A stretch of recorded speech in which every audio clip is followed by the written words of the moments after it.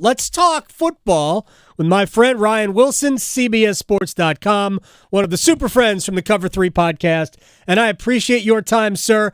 Can we just sort of digest for a couple of minutes what Jim Irsay did yesterday with you want to fire Frank Reich 8 days after you said, hey, he's fine, he has nothing to worry about, and then fire him 8 days later? That's fine. That happens all the time.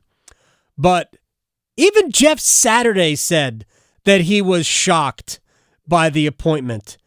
Is Jim Irsay driving around with a bag full of cash and stuff on the front seat again? I don't want to comment on what he's driving around and doing. Good, that was me. I did that, not you. But here's the thing, Adam.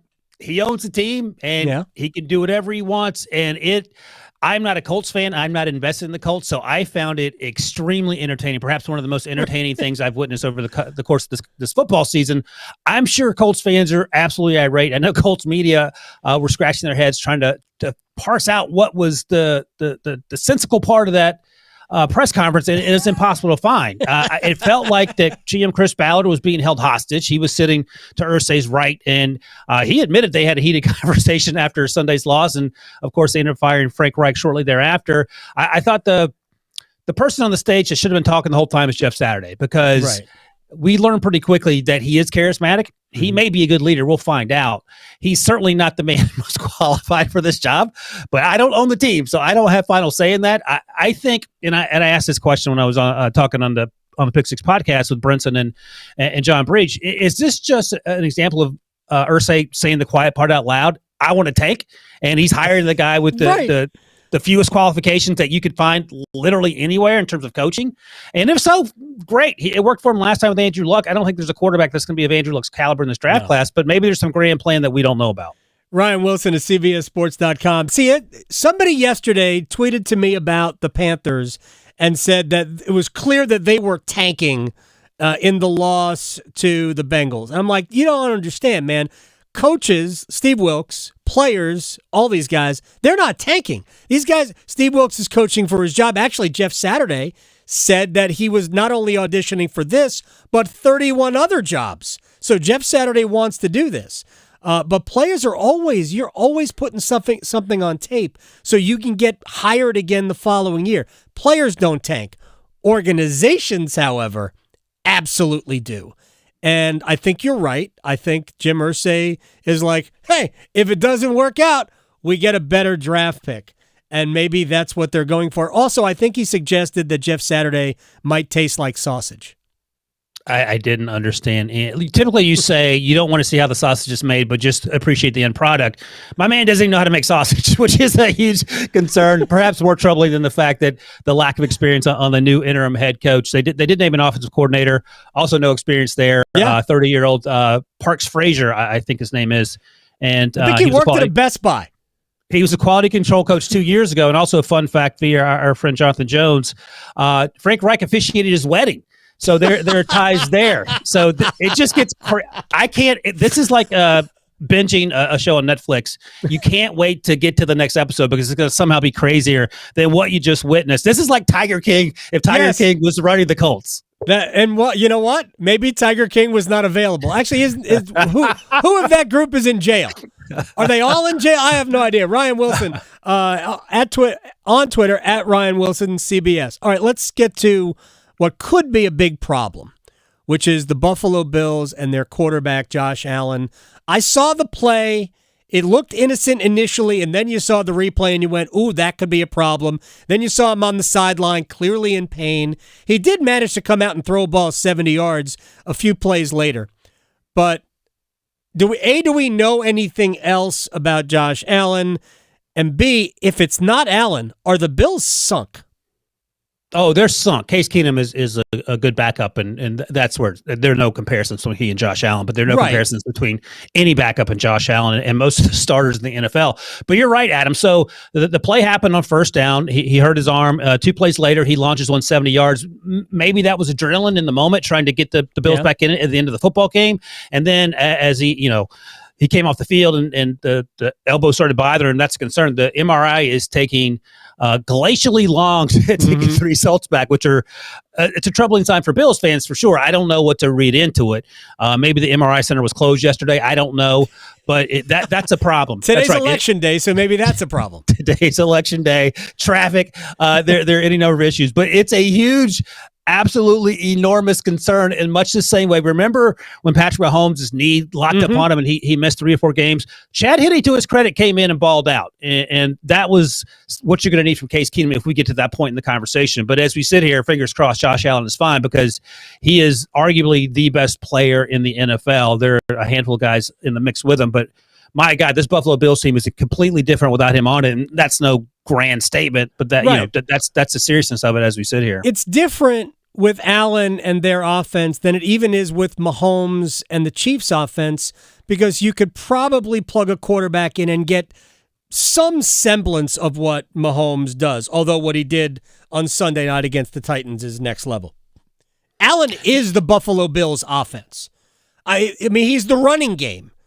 Right? It's not like you can rely on something else. Without Josh Allen, they have nothing. Case Keenum, they have to rely almost solely on defense and then just being probably fairly conservative and conventional offensively, and that's just not a good recipe for them. No, and they've had a ton of injuries on the defensive side of the ball, which doesn't help it in that regard. But you're right, and that's something that doesn't necessarily bother me. I'd like to see less of Josh Allen running the football. Ironically, he didn't get hurt on running the football. He got hurt on the pass play. But the hits he takes, you would like him not to take as a casual fan and observer. Right. And Patrick Mahomes, while he can do that, does it much less so. Also, Brian Daboll's not there anymore, and he was an integral part to Josh Allen's success. Obviously, who's the GM the new OC that flipped out, the Ken Dorsey. Ken Dorsey did. Yeah, I mean he's done a good job so far, but he'll be asked to do a whole lot if he's not calling plays for Case Keenum for him to have success. No question. All right, so this question is related to the last one because I'm gonna, just for the sake of argument, let's just say that Josh Allen will be fine. How many really? I'm talking about bona fide Super Bowl championship contenders are there in the NFL? All right, so obviously the Bills and the Chiefs. Right. And I think the Eagles are in that conversation. And after that, you start having some question marks as you go through it. Like the Ravens looked great last night. They didn't blow a 10-point lead, which they'd done 3 previous. Good for them. Good for them. The Titans are only as good as Derrick Henry. Ryan Tannehill is what he is. The Jets are fun, but let's be real. Miami is awesome. But again, they gave up 32 points to the Bears in that win. The Chargers, you can't trust them. The Vikings are 7-1, but do you trust Kirk Cousins on prime time? No. I don't. I love Geno Smith. I love that story in Seattle. But again, are you going to trust them in the second round of a playoff game? I don't think so. So I think it's 3 teams. Dallas? Maybe 4. I was going to say maybe the Bengals, who are currently out of the playoffs as we sit here. They're the ninth seed in the AFC. And I don't know. I don't trust Mike McCarthy when the stakes are high. I'm with you on that. I think Dallas's defense can overcome Mike McCarthy. Yes. So I actually put Dallas in that upper category. And this team can win the Super Bowl, but I think they're gonna have to do it through the wild card route because I think Philly is really, really good. But I mean, we're sitting here, and the pulp of the nougat of the league. It's like a Three Musketeers bar. The best part, the chocolate, is Buffalo, Kansas City, assuming Buffalo's got a healthy Josh Allen, Philadelphia, and Dallas. In my opinion, you don't have to put Dallas in there. And then there's like 15 teams that are the nougat. It's a weird year, man. Yeah, and those 15 teams could all make deep runs. Like I didn't even mention the 49ers. They have Christian McCaffrey now. I'm not a huge Jimmy Garoppolo fan, but he does the same thing each and every year and makes a deep playoff run with that team. The defense is really good. I am completely and wholly out on Tampa Bay and Green Bay. I just think those teams are too far gone for the same reasons and also for different reasons. Right. But again, I think it makes it, the parity does make it exciting. But I'll be honest, Adam, it feels like this year more than most, I've seen a lot of terrible football. There have been some high points with some of these games, but a lot of these games are like 17-14, and they've just been slogs with really, really good quote-unquote quarterbacks on the field watching this stuff unfold. Brady said it a few weeks ago. I've just watched a lot of just bad football. All right, final thing, and this is about 15-9, sort of, Detroit beating Green Bay last week. My understanding is that Rodgers has a thumb issue, Maybe it's not a full-on injury, but it certainly has been bothering him. Either way, if you're Matt LaFleur, can't you sit the guy down for a couple of weeks and say, dude, you're not playing well because we can use the thumb as an excuse, but holy cow, you were bad. That's the worst I have ever seen Aaron Rodgers play in the game at Detroit. Yeah, and usually if the Packers are out of it early when they've been competitive in the last 10 years, Aaron Rodgers will mail it in the second half, but he's still Aaron Rodgers. He wasn't even mailing it in. He was just frustrated and not able to make the throws he wanted to make. And he looks sort of like Ben Roethlisberger at times last year. Ouch. On his last leg. Yeah, that's where we're at. Now, listen, here's the thing. Matt LaFleur can bench him, but I would imagine Ben McAdoo would call Matt LaFleur and say, hey, I benched Eli Manning for Geno Smith, and look at me now. So it comes with some pitfalls, but I don't know, man. I feel like, the reports that the Packers tried to get Darren Waller and Chase Claypool and came up short, but this is a recurring theme, and Aaron Rodgers has every right to be angry about that, no matter whether he's a prickly personality or not. They have done him a disservice and that team a disservice by not surrounding him with playmakers, and now the fact that he's banged up and 37 years old, it's all come to a head, and they look like one of the worst football teams in the NFL. I mean, he underthrew some balls last week that he never underthrows. So that's, I mean, to me, it's got to be some sort of a physical issue, but that team is helpless, and he only has a dead cap hit of $99 million next year, so nothing wrong there. I've never seen that. Maybe Jeff Saturday can play quarterback next year for the Packers. We'll see. Ryan Wilson on Twitter at Ryan Wilson CBS, man. I appreciate your time. Thanks. See you, Adam. You got it.